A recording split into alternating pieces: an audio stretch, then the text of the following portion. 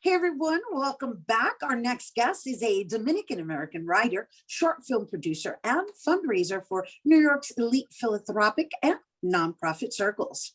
She debuts her new short story collection, Stores of Gabriel, a book set in the South Bronx during the mid-90s that portrays a tightly knit community during a time of crisis, bringing to life the vibrant Latinx Caribbean culture of the neighborhood while demonstrating how loss affects the lives of several interconnected loves. Here now to share more about the book, Stories of Gabriel, is author Esther Alix. Hello and welcome. Thank you so much. Well, congratulations on your debut novel. Thank you so much. I'm super excited and proud. Can't wait to share it with the world.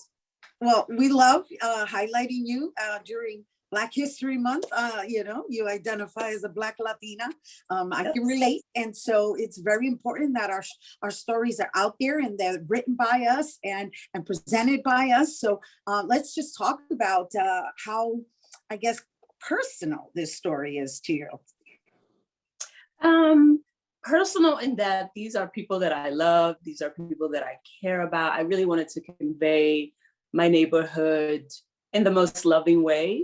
And I really wanted to show that in the way one story affects the whole neighborhood, right? Like one thing happens and everybody hears about it. Everybody knows about it. There are people who we know how they're impacted by it. And then there are people where it resonates and we have no idea how important it was for them to learn what happened, to help, to be a source of a network, a support for the person that, the thing happened to, the victim, Right. And so in what I've read thus far, what I get is this understanding of just knowing that when you live in a tight-knit neighborhood, right, what we consider to be, the bochincha, is really a means of news traveling without knowing the impact that it's having on the individuals who are sharing this information.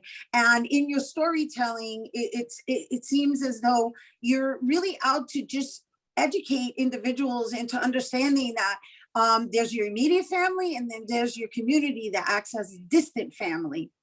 Yes. And how one occurrence impacts like a whole community. And, quite frankly speaking, we're in this place right now collectively in trying to figure out how to heal together. Right. And I think that's what the last two stories are really trying to convey. Like, we have come together, we've helped this young woman heal, but in doing so, we've also healed ourselves, right? Like we are reckoning with our own past, with whatever misdeeds we think we've done, whatever love we think we've, conquered, come together with. So really is an opportunity to talk about like how we come together, how we help each other, how we heal together, right? In something that feels traumatic, maybe to the one person, but really the trauma resonates throughout the whole neighborhood.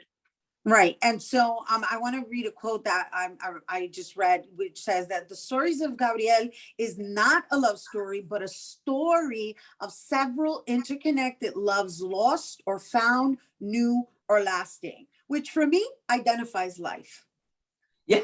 Yes. I mean, it's all about love. It's about long-lasting love. It's about heartbreak and how you come back from heartbreak, how you've lost something so essential to yourself, and now you have to find your way back to self-love, right? All of those ways in which we love each other, how we think we don't care for each other, but really we just love each other and don't know how to express that love to one another. And then there's also this acknowledgement of the 41st precinct, which is also recognized as Fort Apache. And I bring it up because, that was a nickname that it was coined with in the 70s with the movies and so forth. And then there's this, this psychology role that it plays on a person's upbringing, having their neighborhood identified as a war zone. Right. Right. And so here you are highlighting the actual essence and the vibrancy of a community that is depicted, on the outskirts as a war zone.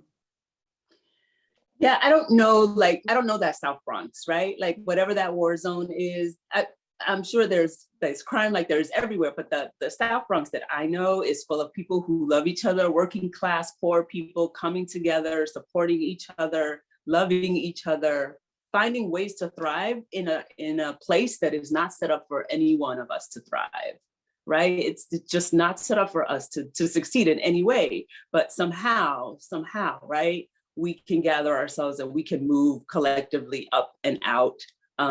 So yeah, so it was really important for me not to think about like the perception of the South Bronx, right? Because the real South Bronx is full of love and it's everywhere. You just have to look for it. You have to know what you're looking for. And so why was it important for you to share this story in a means of like referencing, almost like imagining walking through a hallway? You know, because it really is like, you know, there's this, it really is like you referenced earlier, like the bochinche, right? Like you hear something happened, right? And it just moves through the neighborhood like wildfire. But then really it's like, but what happened? Like what happened to the person?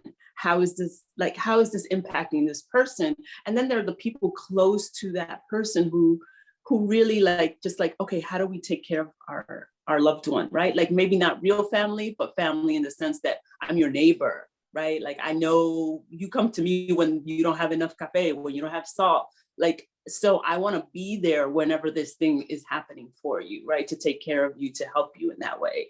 So that was important for me to talk about and tell the stories in depicting love in that way, right? Your neighbor, you love your neighbor. If you've lived in a place for 40 years, you know your neighbor, right? And you've had the pleasure of knowing their children, seeing them grow up, knowing their extended families, being invited to Noche Buena, like all of those things are right there. And so it's hard not to think of your neighbor as an extended family member.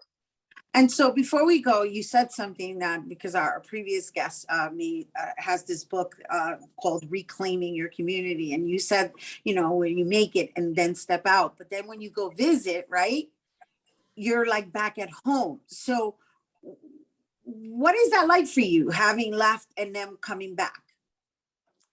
You know, having left and come back, I appreciate it so much more. Like I really see all the ways in which my neighbors took care of me, right? All the ways in which they were looking out for me, right? It's hard to see when you're like embedded in it, right? Like you're in it and you don't see it. But like I every time I visit and I see my neighbors, my friends, they're like, how are you? How is it? What's going on? Like they care for me. The care is still there, right? As much as I care for them and love for them as well. So yeah, that's super, super important for me to like convey that. Well, it sounds to me like Stories of Gabriel is your love letter to the South Bronx, to your neighbors, to your upbringing. And it's so beautiful for you to give it back in that manner. So, it is. Thank you so much. Sure. Before we go, what do you hope people leave with when they read your book? Hope, right? Like it's the South Bronx is any place that is struggling, any place of where a neighborhood is predominantly of color, any place where that sort of tight-knit community exists. There is hope, there is love, and if you look for it, you will find it. Wonderful. Thank you, author Esther Alix. And once again, you guys, Stories of Gabriel is available at Barnes & Noble and online, wherever books are sold. And for more information, you can visit Esther Alix on IG at Esther Cristina Alix. All right, stay tuned because Bobby C's weekly sports roundup is coming up next.